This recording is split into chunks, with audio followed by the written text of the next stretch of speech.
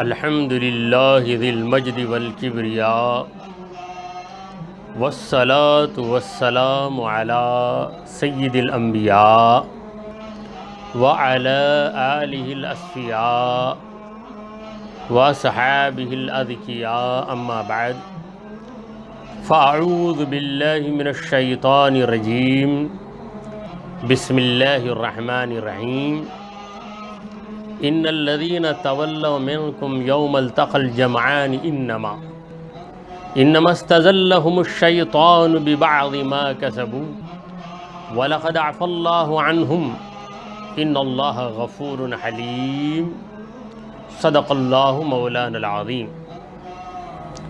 ناظرین محترم، السلام علیکم ورحمۃ اللہ وبرکاتہ۔ اللہ رب العزت جل وعلا کی ہم پر بے پناہ مہربانی ہے کہ اس نے ہمیں آقائے نامدار احمد مختار مدنی تاجدار دونوں جہاں کے سردار حضرت محمد مصطفیٰ رسول خدا صلی اللہ تعالی علیہ وآلہ وسلم کی بابرکت امت میں پیدا فرمایا۔ سامعین کرام، جس آیت مبارکہ کی تلاوت کا میں نے شرف حاصل کیا وہ سورہ آل عمران کی 155 نمبر کی آیت ہے، آیت نمبر 155 ہے۔ پروردگار عالم فرما رہا ہے ان الذین تولوا منکم، بے شک جو لوگ تم میں سے پلٹ گئے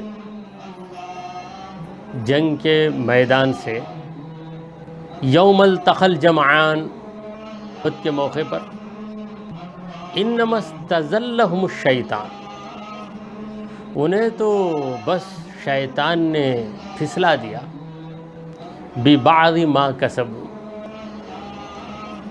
ان کی چند حرکتوں کی وجہ سے یا ان کے چند کاموں کی وجہ سے۔ وَلَقَدْ عَفَى اللَّهُ عَنْهُمْ، البتہ تحقیق اللہ نے تو انہیں معاف کر دیا، بخش دیا۔ ان اللہ غفور حلیم، بے شک اللہ معاف کرنے والا، حلم والا ہے۔ یہ اس آیت کے لفظوں کا وضاحتی ترجمہ تھا جو میں نے آپ کے سامنے عرض کر دیا ہے۔ غزوہ احد کا ذکر جاری ہے اور غزوہ احد کے سلسلے کی ہی یہ آیت ہے۔ جیسا کہ آپ نے سنا کہ ایک دستے کی غلطی کی وجہ سے سارے صحابہ کو کفار کے شدید حملے کو برداشت کرنا پڑا، یہاں تک کہ بعض صحابہ بے قابو ہو کر اتنے بھاگے کہ رسول کریم صلی اللہ علیہ وسلم کی آواز بھی وہ سن نہ پائے۔ بہرحال جو ہوا سو ہوا۔ مولا تعالی اس آیت کے ذریعے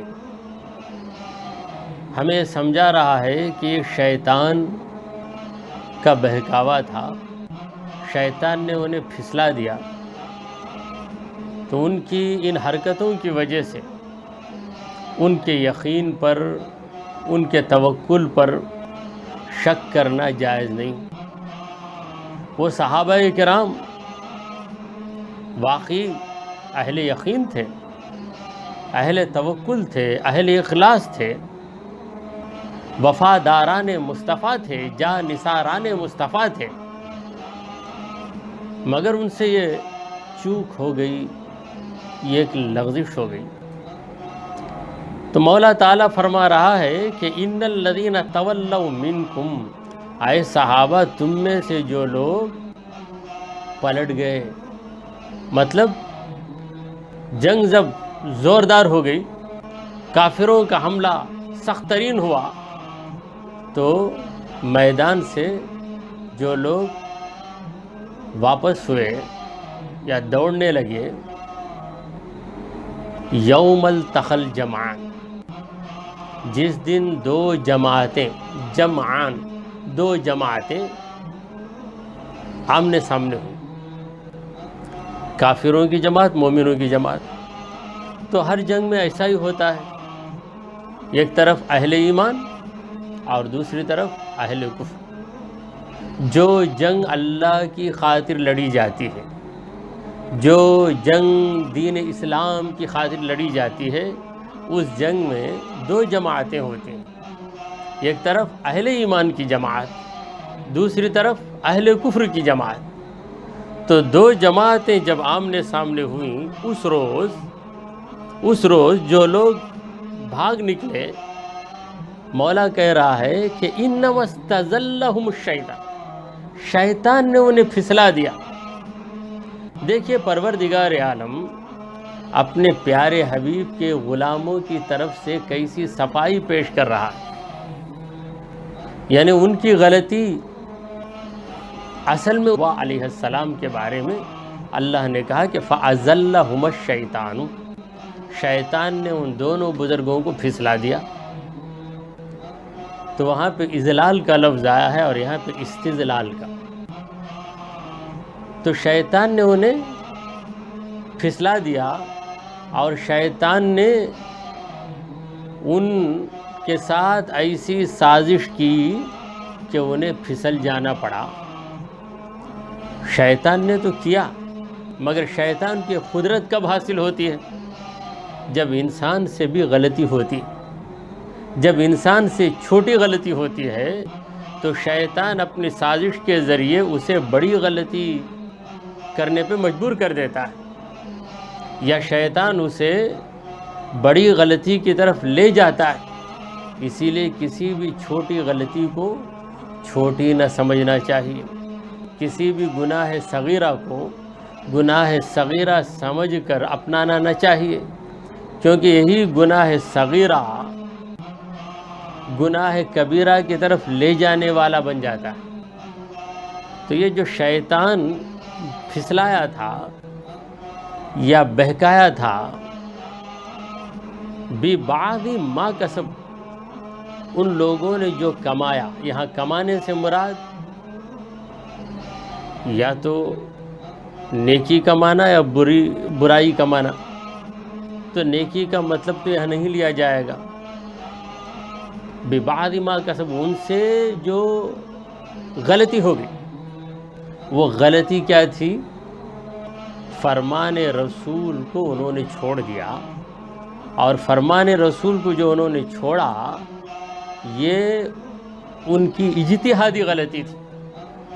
اجتہادی غلطی کسی سے ہو جائے تو اس کی گرفت نہیں ہوتی۔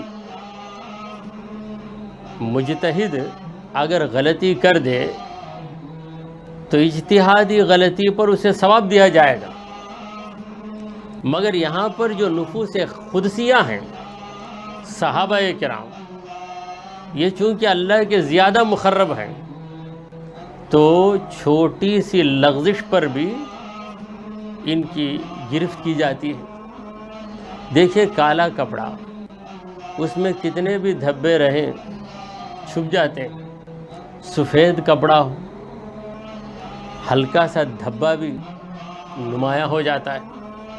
تو ہلکے سے دھبے کا نمایاں ہونا کپڑے کی صفائی، کپڑے کی چمک پہ دلالت کرتا ہے۔ تو پروردگار عالم صحابہ کی اس اجتہادی غلطی پر، انہوں نے بری نیت سے یہ کام نہیں کیا، انہوں نے یہی سوچا کہ ہمارے آقا صلی اللہ علیہ وسلم نے ہمیں اس مقام پر کھڑے ہونے کا جو حکم دیا کہ آخر وقت تک کھڑے رہنا، ہمارے حضور کی منشا یہ تھی کہ اگر جنگ کا خاتمہ نہ ہو تو ہم کھڑے رہیں۔ اب جنگ ختم ہو چکی ہے، لہذا فرمان رسول کا مطلب وہ نہیں ہے کہ جنگ ختم ہو جائے تب بھی تم کھڑے رہو۔ تو انہوں نے اجتہاد کیا، غور و فکر کیا، تو غور و فکر کرنے میں ان سے لغزش ہو گئی۔ تو یہ جو ہلکی سی لغزش ہوئی، پروردگار کہتا ہے کہ اس لغزش کی وجہ سے شیطان نے انہیں پھسلا دیا، یہاں تک کہ وہ میدان سے بھاگنے لگے۔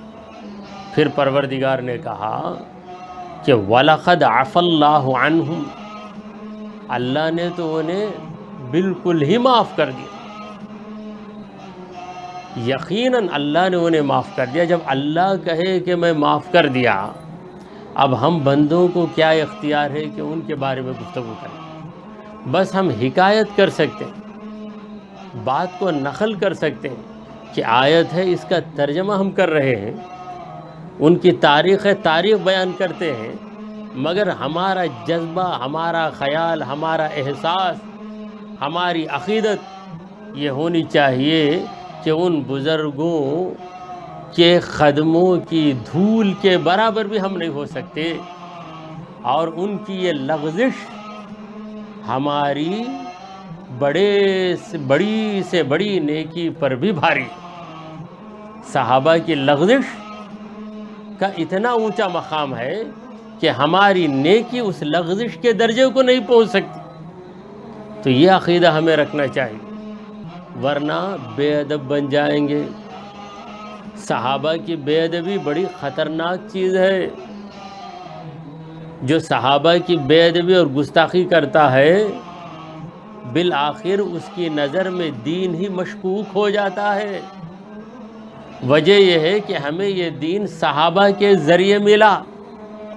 اگر صحابہ کی امانت داری پہ کسی کو شک ہو جائے تو پھر جو دین ان سے ملا، جو حدیثیں ان سے ملی، قرآن کی آیتوں کی وضاحتیں جو ہم کو ان سے ملیں، ان تمام چیزوں میں شک کرنے لگے گا، بالآخر دین پر قائم ہی نہیں رہ سکے گا۔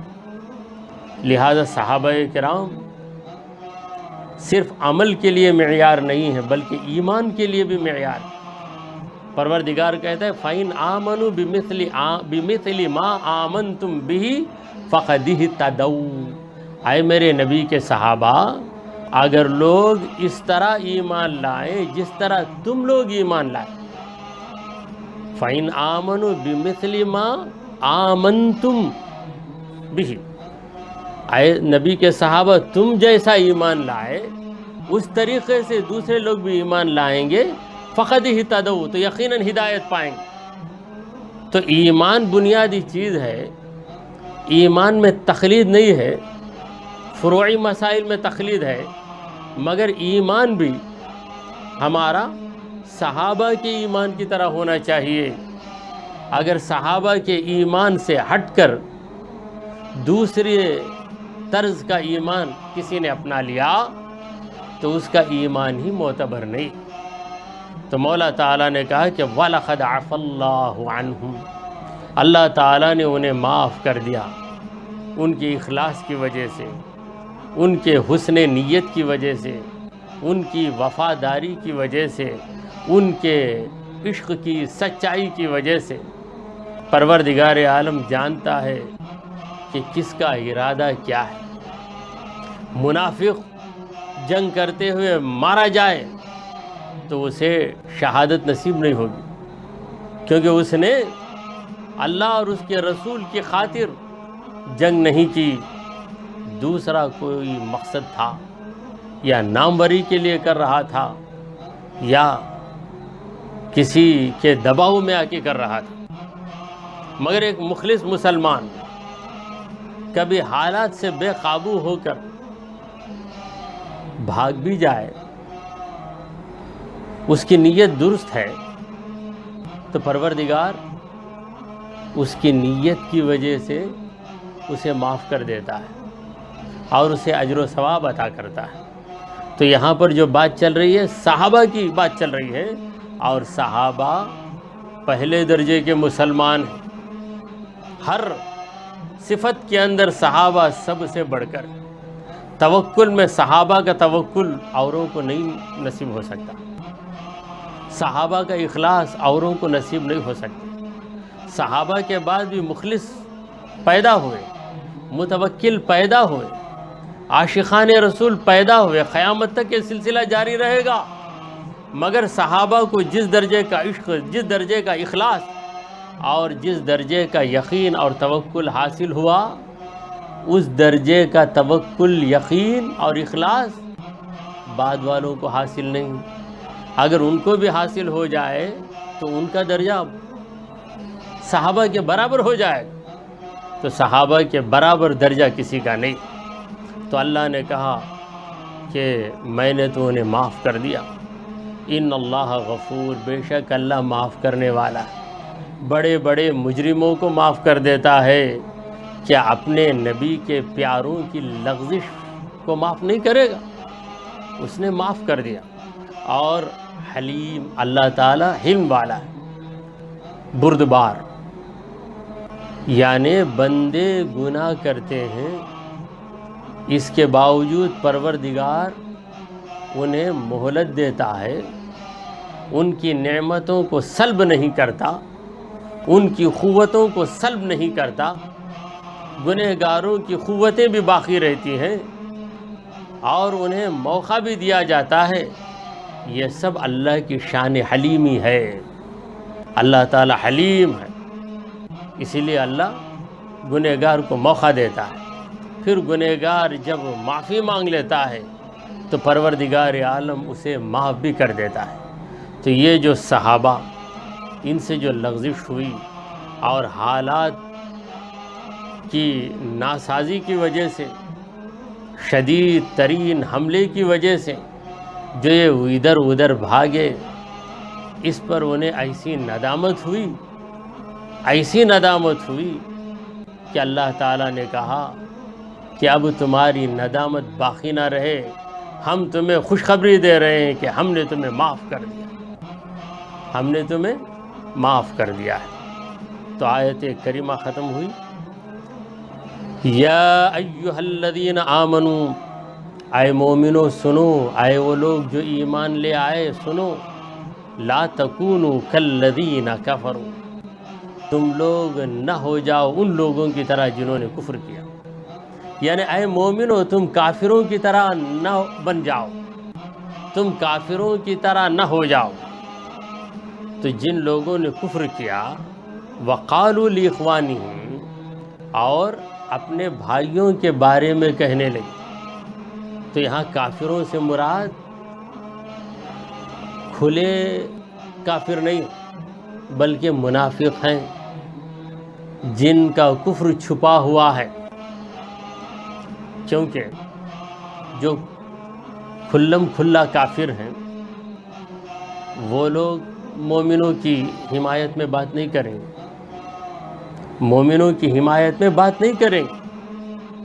منافق مومن کی حمایت میں بات کرے گا، مگر اس کی یہ حمایت، اس کی یہ ہمدردی اس کی زبان تک، اور وہ حمایت والی بات کر کے، ہمدردی والی بات کر کے دیگر مسلمانوں کے ایمان کو کمزور بناتا ہے۔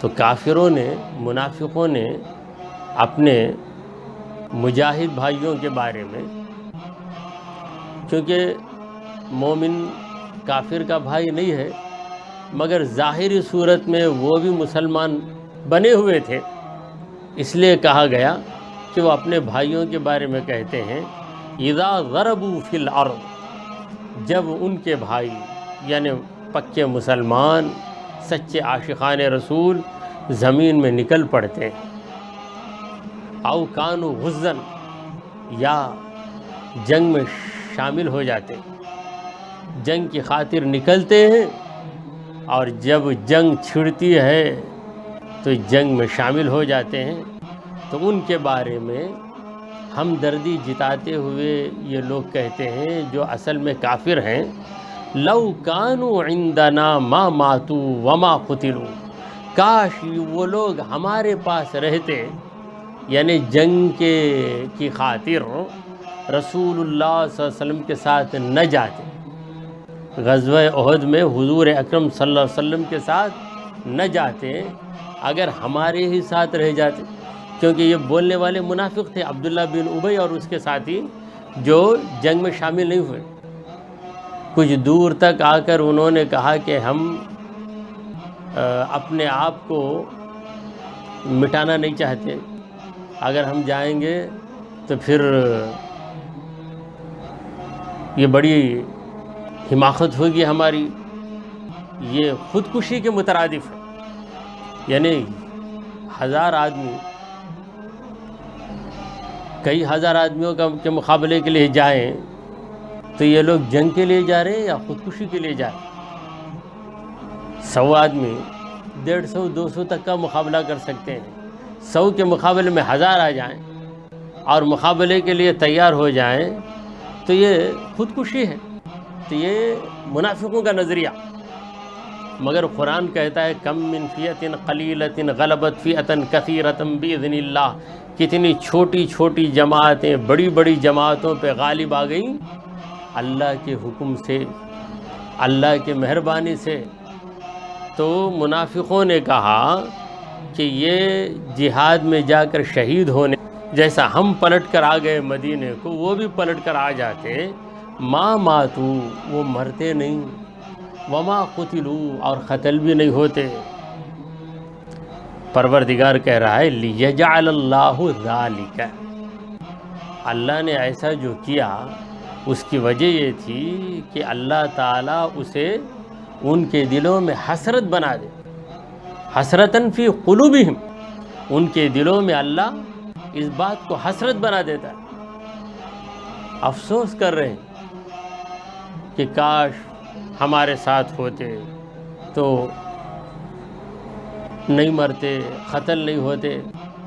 یہ جو افسوس ہے یہ حقیقی افسوس نہیں ہے، بلکہ مومنوں کو طعنہ دینے کے لیے، مومنوں کے یقین کو کمزور بنانے کے لیے، یہی ان کا مقصد ہے۔ اب اللہ کہہ رہا ہے کہ نادانو، موت کے فیصلے تم کر رہے ہو، نہیں جاتے تو بچ جاتے، اگر ہمارے ساتھ رہ جاتے تو قتل نہیں ہوتے، یہ باتیں تم کر رہے ہو، کیا تمہیں اتنا بھی پتہ نہیں؟ تم مومن ہونے کا دعویٰ کر رہے ہو، کیا تمہیں اتنا بھی پتہ نہیں کہ واللہ یحیی و یمیت، اللہ ہی زندہ کرتا ہے، اللہ ہی موت دیتا ہے۔ یحیی زندہ کرتا ہے، اور یحیی کا معنی ہے زندہ رکھتا ہے۔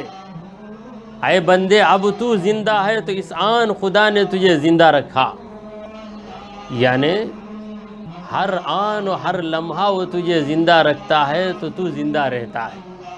جیسے ہم اپنے ہاتھ میں کوئی ڈبہ پکڑ لیں تو جب تک ہم ڈبہ پکڑے رہیں گے وہ ڈبہ رہے گا، جب کھول دیں گے ہاتھ تو ڈبہ گر جائے گا۔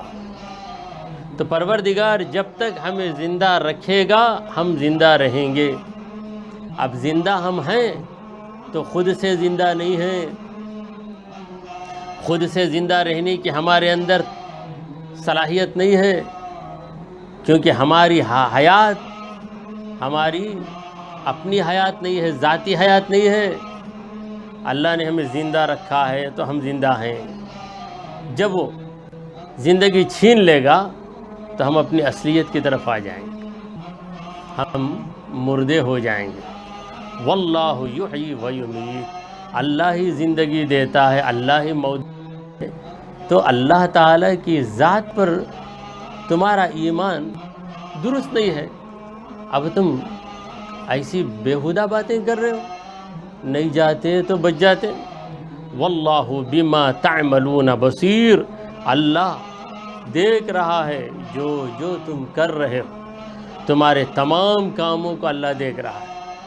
تو اللہ کی یہ پیارے بندے جو اللہ کے رسول کا حکم مان کر نکل پڑے مدینے سے، احد کے میدان میں پہنچے، جنگ میں شامل ہوئے، اور جنگ کی وجہ سے جو مصیبتیں آئیں ان مصیبتوں کو انہوں نے برداشت کیا، تو ان کے عمل کو بھی اللہ دیکھ رہا ہے۔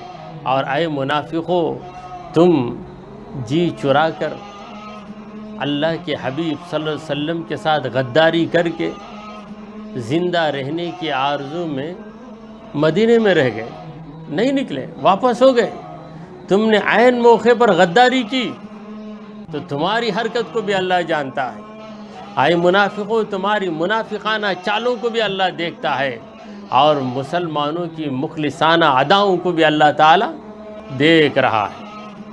وَلَئِن قُتِلْتُمْ فِي سَبِيلِ اللَّهِ، پھر پروردگار تمام مسلمانوں کو سمجھا رہا ہے، منافق بھی سنیں مسلمان بھی سنیں۔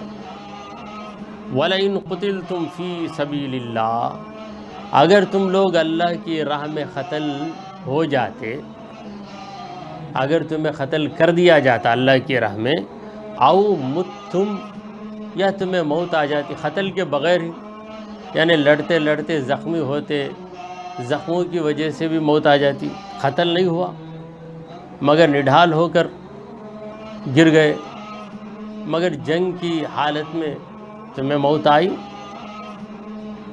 بھلے کسی کی تلوار تمہیں کاٹ دیتی یا تلوار کے حملے کے بغیر یوں ہی موت آتی، کسی اور وجہ سے بھی آ جاتی موت، مگر تم میدان جنگ میں آ چکے ہو اور دشمنوں کا مقابلہ بھی کر چکے ہو، تمہارا قتل ہوتا یا تمہاری موت آتی، لَمَغْفِرَةٌ مِّنَ اللَّهِ، تو اللہ کی طرف سے مغفرت، قتل اور موت، قتل اور موت، کیونکہ قتل کا نتیجہ موت ہی ہے، یعنی قتل ہو کر تمہاری موت آ جاتی، یہ مطلب بھی لیا جا سکتا ہے، یا قتل یا دوسری وجہ سے تمہاری موت آ جاتی، اگر جنگ کے موقع پر آ جاتی، لَمَغْفِرَةٌ مِّنَ اللَّهِ وَرَحْمَةٌ، تو اللہ کی طرف سے مغفرت اور رحمت خیرٌ بہتر ہے۔ اللہ تعالیٰ شہید بندے کو اسی لمحہ معاف کر دیتا ہے، اسی لمحہ معاف کر دیتا ہے۔ ہمارے نبی کریم صلی اللہ علیہ وسلم نے شہادت کی تمنا کی، رسول پاک صلی اللہ علیہ وسلم نے فرمایا، لَوَدِدْتُ عَنِّي أُقْتَلُ فِي سَبِيلِ اللَّهِ ثُمَّ أُحْيَا ثُمَّ أُقْتَلُ ثُمَّ أُحْيَا ثُمَّ أُقْتَلُ ثُمَّ أُحْيَا، میری آرزو یہ ہے کہ اللہ کی راہ میں مجھے قتل کیا جائے، پھر میں دوبارہ زندہ کیا جاؤں، پھر مجھے قتل کیا جائے، پھر دوبارہ زندہ کیا جاؤں، پھر مجھے قتل کیا جائے، دوبارہ زندہ کیا جاؤں، یعنی بار بار راہ خداوندی میں شہادت پاتا رہوں، یہ میری آرزو ہے، یہ میری خواہش ہے۔ تو پروردگار فرما رہا ہے کہ اگر راہ خداوندی میں تمہیں موت آ جاتی تو تمہیں کیا چیز نصیب ہوتی؟ اللہ کی طرف سے مغفرت اور رحمت، اور یہ دونوں چیزیں مغفرت اور رحمت خیر مما یجمعون، اس دولت سے بہتر ہے جسے یہ لوگ جمع کر رہے ہیں، یہ دولت کو جمع کرنے میں لگے ہوئے ہیں۔ اگر ہم جنگ میں جائیں گے تو پھر ہمارا دھندا بیٹھ جائے گا، اگر ہم جنگ میں چلے جائیں گے تو اتنے دن کی ہماری کمائی نہیں ہوگی، تو دولت کو جوڑنے کی آرزو میں، یا پھر یہ اپنی زندگی کو بچانا چاہتے ہیں، جو بھی یہ آرزو کرے وہ آرزو دنیا سے تعلق رکھنے والی آرزو ہے۔ اگر پکا ارادہ لے کر نکلتے کہ میں راہ خداوندی میں شہادت پاؤں گا، تو جس کا یہ مقصد ہو جائے کہ راہ خداوندی میں اس کی پیٹھ نظر نہیں آئے گی، ہمیشہ اس کا سینہ ہی نظر آئے گا، تو یہ ہوتا ہے مخلص مجاہد۔ تو مولا نے کہا کہ منافقین، یہ بے ایمان جو جمع کر رہے ہیں، اس سے اللہ کی رحمت بہتر ہے۔ تو یہ جمع کر کر کے دولت کا ڈھیر بنا لے، کل مر جائیں تو کیا ان کی خبر میں دولت کا وہ ڈھیر اتارا جائے گا؟ کیا سونا چاندی اور ان کی تجوری میں بھرے ہوئے پیسے، کیا وہ سب ان کی خبر میں ڈال دیے جائیں گے؟ اگر ویسے بھی ڈال دیے جائیں تو ہوگا کیا؟ کیا وہ چیزیں خبر میں کام آئیں گی؟ کیا وہاں سونے کو لے جا کر یہ بیچیں گے، یا وہاں نوٹوں کے ذریعے اپنا کام بنا لیں گے؟ کوئی فائدہ نہیں۔ مرنے کے بعد یہ چیزیں فائدہ نہیں دیتی، وہاں پر ایمان اور عمل ہی فائدہ دیتا ہے۔ تو جو چیز یہ جمع کرنے میں لگے ہوئے ہیں اس سے اللہ کی رحمت بہتر ہے۔ اللہ کی رحمت کب ہوگی؟ جب اللہ معاف کر دے گا۔ اللہ کب معاف کرے گا؟ جب اللہ کے لیے تم خود کو قربان کرنے کے لیے تیار ہو جاؤ گے۔ وَلَئِن مُتُّمْ أَوْ قُتِلْتُمْ، اگر تمہاری موت ہو جائے یا تم قتل کر دیے جاؤ، یوں ہی طبعی موت آئے، تمہیں بستر پہ موت آئے یا میدان جنگ میں موت آ جائے، لَإِلَى اللَّهِ تُحْشَرُونَ، تو تم ضرور بضرور اللہ کی طرف ہی جمع کیے جاؤ گے۔ آخر اللہ ہی کو منہ دکھانا ہے تمہیں جا کر۔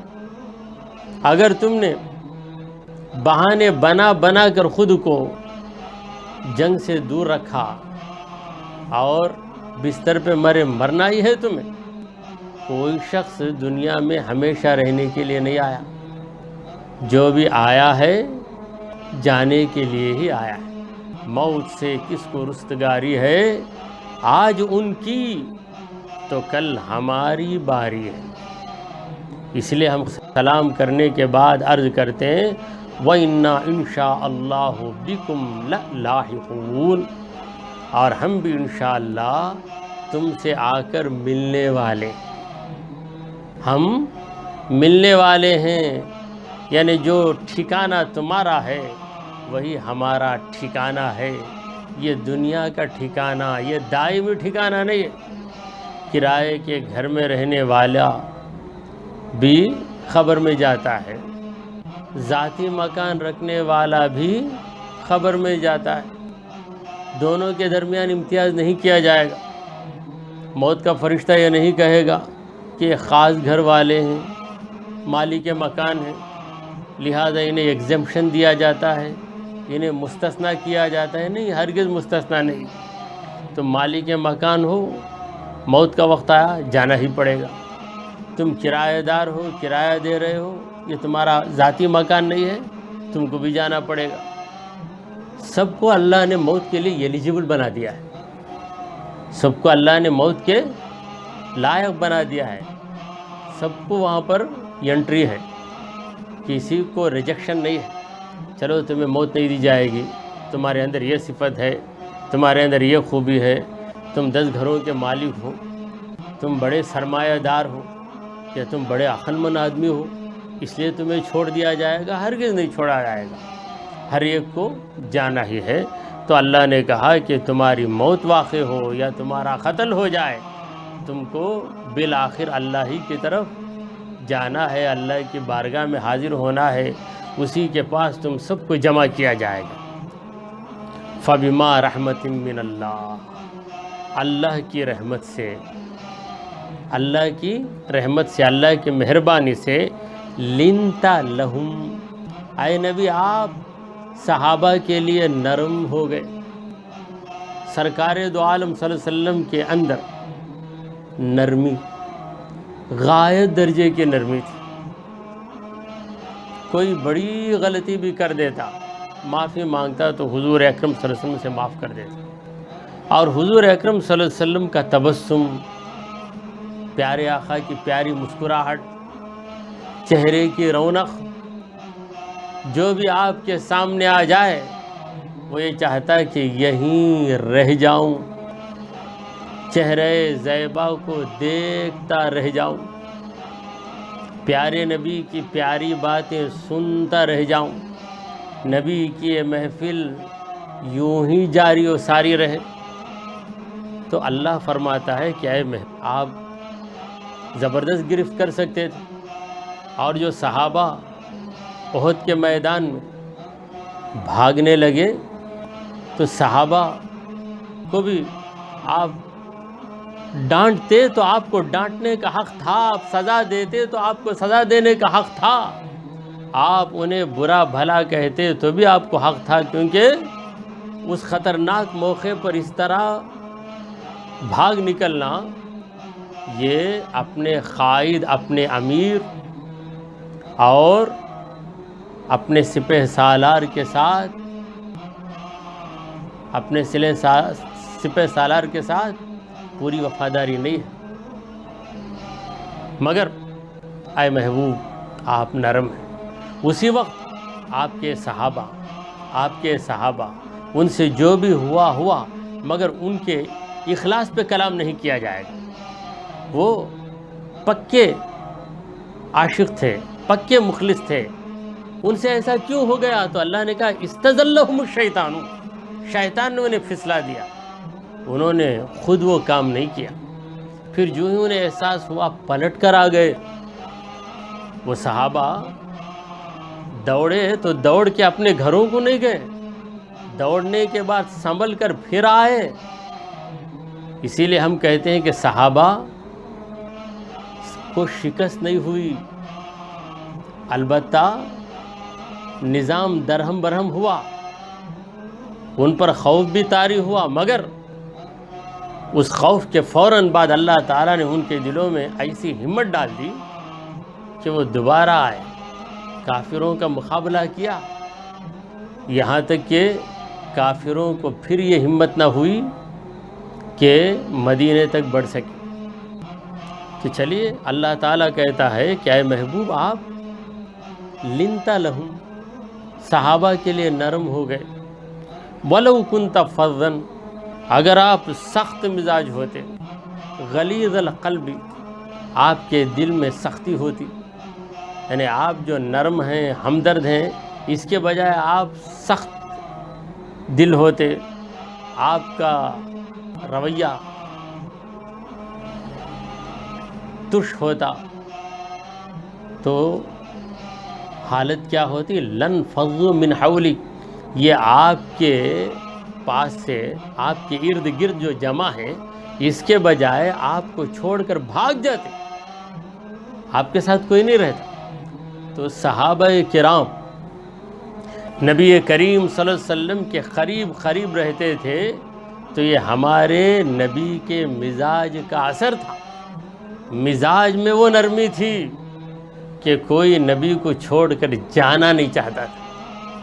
اگر نبی کا مزاج ایسا نہ ہوتا، آپ کے اخلاق اتنے پیارے نہ ہوتے، آپ کے اندر ایسی انکساری نہ ہوتی، آپ کی خصلتوں کے اندر یہ پاکیزگی نہ ہوتی، تو ضرور صحابہ اے نبی آپ کو چھوڑ دیتے۔ دیکھیے کوئی بھی امیر، کوئی بھی قائد، کوئی بھی رہبر اسی وقت مقبول ہوتا ہے جس کے اندر اچھے اخلاق۔ ہمارے غوث پاک رضی اللہ تعالیٰ عنہ نے کہا کہ شیخ کامل کی علامتوں سے، شیخ کامل کی علامتوں میں ایک علامت حسن اخلاق ہے۔ اگر کوئی شیخ ہے اس کے اندر اچھے اخلاق نہیں ہیں، نبوی اخلاق نہیں ہیں، تو سنو وہ شیخ نہیں ہے بلکہ ایک دجال ہے، وہ ایک دجال ہے۔ تو سرکار دو عالم صلی اللہ علیہ وسلم کے اخلاق کی اللہ تعالیٰ نے جا بجا تعریف کی، وَإِنَّكَ لَعَلَىٰ خُلُقٍ عَظِيمٍ، ہونا اللہ کی مہربانی کی وجہ سے، وہاں اللہ کا کرم ہوا، اے مصطفیٰ آپ نرم ہو گئے۔ اگر آپ گرم ہو جاتے تو پھر آپ کے غلاموں کی حالت کیا ہو جاتی؟ فَاعْفُ عَنْهُمْ، اے نبی آپ انہیں معاف کر دیجئے، میں نے انہیں معاف کر دیا، آپ بھی انہیں معاف کر دیجئے، کیونکہ ان لوگوں نے ایک طرف میرے حکم کو ٹالا ہے، نیت ان کی صحیح تھی مگر ظاہری عمل کیا تھا کہ وہ بھاگ نکلے، دوسری طرف آپ کے دل مبارک کو بھی ان لوگوں نے دکھ پہنچایا۔ دکھ پہنچانا ان کا ارادہ نہیں تھا مگر ان کی حرکت ویسی تھی، تو اے نبی انہیں معاف کر دیجئے۔ دیکھیے اللہ کے رسول، اللہ کے بندے، رسول کے صحابہ، ان کی باتیں، اور ہم بس حکایت کر رہے ہیں، نقل کر رہے ہیں، حکایت کر رہے ہیں، شکایت نہیں کر رہے ہیں۔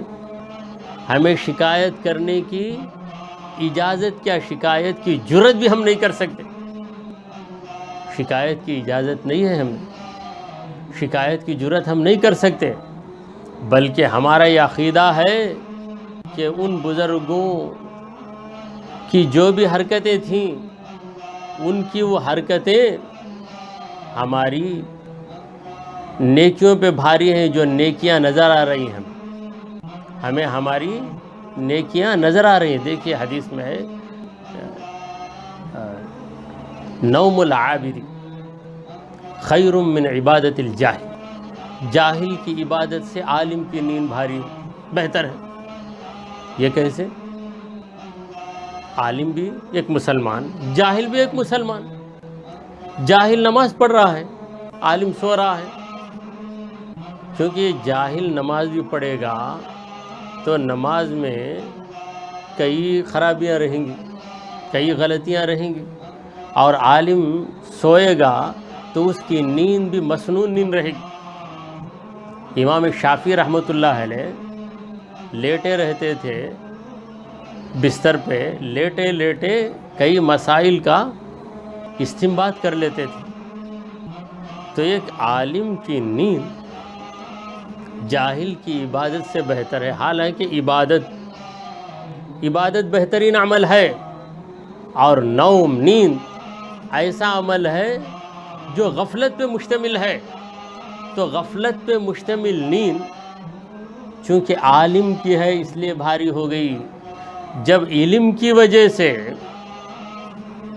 غور کرنے کا مقام ہے، جب علم کی وجہ سے عالم کی نیند جاہل کی عبادت سے بہتر ہے، تو کیا میرے نبی کے صحابہ جنہیں صحبت رسول مل گئی، تو صحبت رسول کی وجہ سے ان کی لغزش ہمارے احتیاط پہ بھاری ہے، ان کی لغزش ہمارے تقویٰ سے بڑھ کر ہے، ان کی لغزش ہمارے ہر عمل سے افضل و اعلیٰ ہے۔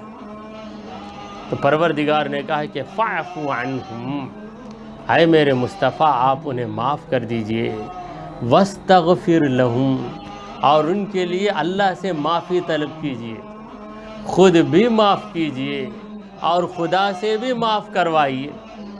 آپ ہی تو ان کا سہارا ہے، آپ ہی تو ان کا وسیلہ ہے۔ اگر آپ چھوڑ دیں گے تو آپ کے غلام کہاں جائیں گے؟ آپ کے عاشق کیسا چین حاصل کریں گے؟ خود کے بارے میں تو کہہ دیا کہ وَلَقَدْ عَفَا اللَّهُ عَنْهُمْ، اللہ نے انہیں معاف کر دیا۔ پھر اللہ کہتا ہے فَاعْفُوا عَنْهُمْ، اے نبی آپ بھی معاف کیجئے۔ اب یہاں پر کوئی جاہل یہ نہیں کہہ سکتا کہ اب اللہ معاف کرنے والا، معاف کرنے والا کون؟ اللہ۔ اب حضور بھی معاف کرنے والے، یہ کیسے؟ تو دیکھیے فَاعْفُوا عَنْهُمْ، اے نبی آپ انہیں معاف کیجئے، تو اشارتاً صحابہ کو حکم ہو رہا ہے، اشارتاً صحابہ کو حکم ہو رہا ہے کہ تم نبی سے معافی مانگو، کیونکہ نبی معاف کر رہے ہیں تو اسی وقت معاف کریں گے جب ان سے معافی کوئی مانگے۔ تو صحابہ نبی سے معافی مانگ رہے تھے، خدا سے بھی معافی مانگ رہے تھے، نبی سے بھی معافی مانگ رہے تھے، مگر کسی بد دماغ کو یہ بات سمجھ میں نہیں آتی۔ اللہ سے اتنا معافی مانگنا، رسول اللہ سے کیسے معافی مانگنا؟ تو میں عرض کروں کہ ایک بیٹے نے باپ کے ساتھ بے ادبی کی، غصے میں باپ کو جھڑکی دے دیا، باپ ناراض ہو گئے، تب وہ کرے گا کیا؟ باپ سے معافی مانگے گا، ابا جان آپ مجھے معاف کر دیجئے، تو ابا جان کہیں گے اللہ سے معافی مانگ، تو اللہ سے بھی معافی مانگ رہا ہوں، آپ سے بھی معافی مانگ رہا ہوں، بتائیے کیا وہ بیٹا مشرک بن گیا؟ اللہ سے بھی معافی مانگ رہا ہے، ابا سے بھی معافی مانگ رہا ہے، تو یہ بندے کا حق ہے۔ باپ کے ساتھ جو بے ادبی کیا، اس نے باپ کی حق تلفی کی، لہٰذا باپ سے معافی مانگے گا، تو باپ کی جہاں حق تلفی کیا ہے، اللہ کے حکم کی خلاف ورزی بھی کیا ہے، اللہ سے بھی معافی طلب کرے گا، اللہ کو اپنا رب مان کر معافی طلب کرے گا، اور اپنے ابا کو اپنا باپ مان کر معافی طلب کرے گا، لہٰذا رب کو رب مان لیا، باپ کو باپ مان لیا، تو اب شرک کہاں رہا؟ تو اسی طرح اللہ کو رب مانا اور نبی کو اپنا نبی مانا، یہ میرے نبی ہیں، یہ میرے آقا ہیں، یہ میرے رسول ہیں، تو خدا کو خدا مانا، رسول خدا کو رسول خدا مانا، خدا سے بھی معافی طلب کیا، رسول اللہ سے بھی معافی طلب کیا، تو اس طرح ہر ایک کو صحیح طور پر مان کر معافی طلب کرتا ہے تو مشرک نہیں ہوتا۔ تو اسی طرح تمام مسائل کو سمجھنا چاہیے۔ اللہ سے ہی نہ مانگنا، رسول اللہ سے کیسے مانگنا؟ اللہ کو رب مان کر مانگو، رسول کو رسول مان کر مانگو تو شرک نہیں ہوتا۔ صحابہ کرام نے رسول اللہ صلی اللہ علیہ وسلم سے مانگا ہے، اور حضور نے خود صحابی سے کہا کہ مانگ۔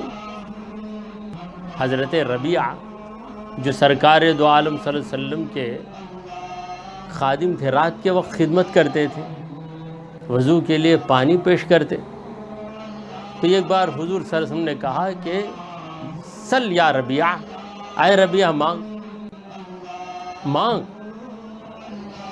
تو حضرت ربیعہ نے کہا کہ اسألک یا رسول اللہ، میں آپ سے مانگ رہا ہوں، آپ کو رسول مان کر مانگ رہا ہوں، خدا مان کر نہیں مانگ رہا ہوں۔ اسألک، میں آپ سے مانگ رہا ہوں، مرافقتک فی الجنہ، جنت میں آپ کی صحبت مانگ رہا ہوں۔ دنیا میں تو آپ کی صحبت مل گئی، آپ کی رفاقت مل گئی، جنت میں بھی آپ کی رفاقت مل جائے، میں آپ سے یہ مانگ رہا ہوں۔ تو حضور سے مانگ کر صحابی رہے، حضور سے مانگ کر صحابی رہے، اور آج بھی جو مسلمان حضور سے مانگ رہا ہے وہ صحابی کے راستے پر ہے۔ جب تک صحابی کے راستے پہ رہے گا اس کے اندر کبھی خرابی نہیں آئے گی، جب صحابی کے راستے کو چھوڑ دے گا تو اس کے اندر خرابی آ جائے گی۔ فاعف عنہم واستغفر لہم، اے نبی آپ انہیں معاف کر دیجئے، ان کے لیے مغفرت کی دعا کیجئے، وشاورہم فی الامر، اور ان سے آپ مشورہ بھی کیجئے، فی الامر، معاملے کے اندر، کسی بھی معاملے کے اندر، دین کے معاملات میں، جنگ کے معاملات میں، کوئی نیا قدم اٹھانا ہے، کوئی نئی کارروائی کرنا ہے تو آپ اپنے صحابہ کو بلا کر مشورہ لیجئے۔ سرکار دو عالم صلی اللہ علیہ وسلم کو مشورہ لینے کی ضرورت نہیں ہے، کیونکہ حضور ہر فیصلہ اللہ سے معلوم کر لیں گے، مگر پروردگار یہ چاہتا ہے کہ مشورہ کرنا یہ لوگوں کی ضرورت ہے، اور ہمارے نبی لوگوں کو ان کی ہر ضرورت سکھانے کے لیے تشریف لائے۔ مشورہ کیسے کیا جاتا ہے، چھوٹوں سے کیسے مشورہ کیا جائے، یہ ایک رہبر اپنے ماننے والوں سے کیسے مشورہ کرتا ہے۔ اگر حضور مشورہ نہ کرتے تو مشورہ کرنے کا نمونہ ہمارے پاس نہیں ہوتا، اور ہمارے حضور صلی اللہ علیہ وسلم ایسا نمونہ ہیں کہ ہر میدان میں ہمارے آقا صلی اللہ علیہ وسلم ہمارے لیے نمونہ۔ لقد کان لکم فی رسول اللہ اسوۃ حسنہ، رسول اللہ صلی اللہ علیہ وسلم کی زندگی میں تمہارے لیے بہترین نمونہ ہے۔ تو مشورہ کیسے کیا جائے، نمونہ دیکھنا ہے تو رسول پاک صلی اللہ علیہ وسلم کی زندگی میں دیکھو۔ تو اللہ نے کہا کہ اے نبی آپ ان غلاموں کو جن سے لغزش ہو گئی معاف کیجئے، اللہ سے بھی فریاد کیجئے کہ اے پروردگار میرے ان غلاموں کو، میرے ان صحابہ کو معاف کر دے، وشاورہم فی الامر، اور ان سے مشورہ بھی کیجئے۔ فَإِذَا عَزَّمْتَ، مشورہ کرنے کے بعد جب آپ پکا ارادہ کر لیں، فَتَوَكَّلْ عَلَى اللَّهِ، تو اللہ پہ بھروسہ کیجئے۔ احد کے موقع پر بھی ایسا ہی ہوا کہ کفار مکے سے نکل کر احد کے پاس آ گئے، حضور صلی اللہ علیہ وسلم نے مشورہ کیا، بعض نے کہا کہ نہیں مدینے ہی میں رہیں گے، بعض نے کہا نہیں احد تک جائیں گے۔ تو مشورے کے بعد یہ طے ہو گیا کہ مدینے سے نکلیں گے، احد تک جائیں گے۔ تو اللہ پہ بھروسہ کر کے سرکار دو عالم صلی اللہ علیہ وسلم نکل چکے، منافقوں نے بیچ راستے میں دھوکہ دیا، کہا کہ ہم نہیں جا سکتے، ہم واپس ہو رہے ہیں، تو حضور نے چھوڑ دیا۔ تمہاری قسمت میں اتنا بڑا درجہ نہیں ہے، تم نہ شہدائے احد بن سکتے ہو، نہ شرکائے احد بن سکتے ہو۔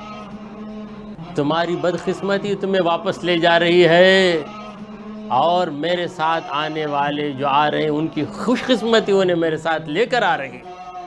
تو بدقسمتی تمہاری لے جا رہی، جاؤ، چھوڑ دو۔ تو حضور صلی اللہ علیہ وسلم نے جو عمل پہلے ہی کیا، پروردگار عالم حضور کے کیے ہوئے عمل کا حکم دوبارہ حضور کو دے رہا۔ فَإِذَا عَزَمْتَ، گویا اللہ تعالیٰ حضور کے عمل کی تصدیق کر رہا ہے کہ میرے نبی آپ نے جو کیا بالکل صحیح کیا۔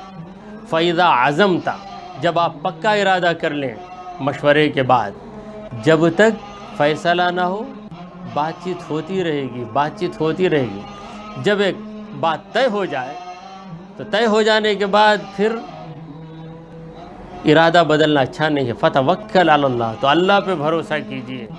ان اللہ یحب المتوکلین، بے شک اللہ توکل کرنے والوں کو پسند کرتا ہے۔ جو اللہ پہ بھروسہ کرے اللہ اسی کو پسند کرے گا، جو اللہ پہ بھروسہ نہیں کرتا اس کو اللہ کہاں سے پسند کرے گا؟ تو ان اللہ یحب المتوکلین، بے شک اللہ توکل کرنے والوں کو پسند فرماتا ہے۔ تو آج ماہ رمضان کی 20ویں شب ہے، تو ہمارا یہ جو ماہ رمضان کی تفسیر کا جو سلسلہ ہے تو اس کی یہ آخری محفل ہے، اور کل کی رات 21ویں شب ہوگی، اور چونکہ آخری عشرہ یہ اعتکاف میں گزرتا ہے تو یہ اعتکاف کے موقع پر تفسیر کا موقع نہیں ہے، لہٰذا یہ اس ماہ رمضان کی تفسیر کی محفلوں کی آخری محفل ہے، اور کل سے انشاءاللہ تعالی کسی نہ کسی عنوان پر مختصر تقریر کا آڈیو کلپ آپ کی خدمات میں پیش کیا جائے گا۔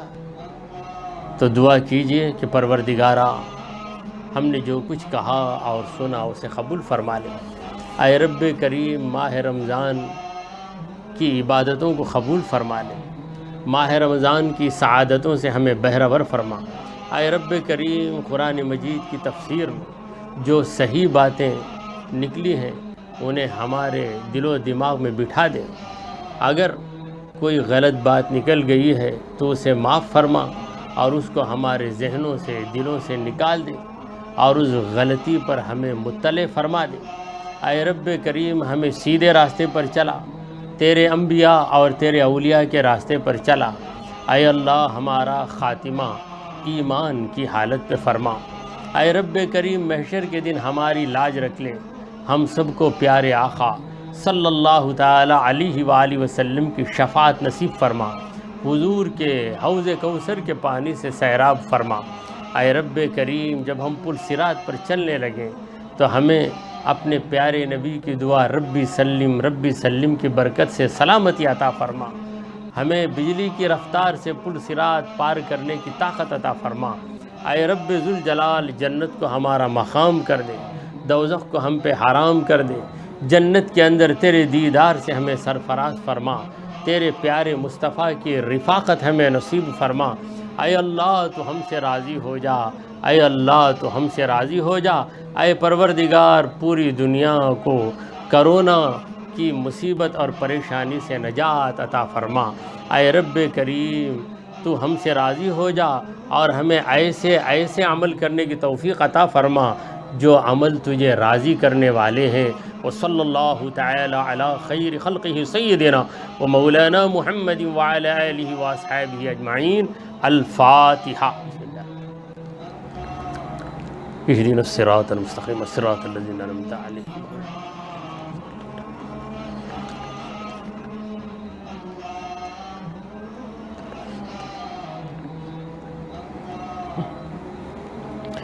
ان اللہ وملائکتہ یصلون علی النبی یا ایہا الذین آمنوا صلوا علیہ وسلموا تسلیما۔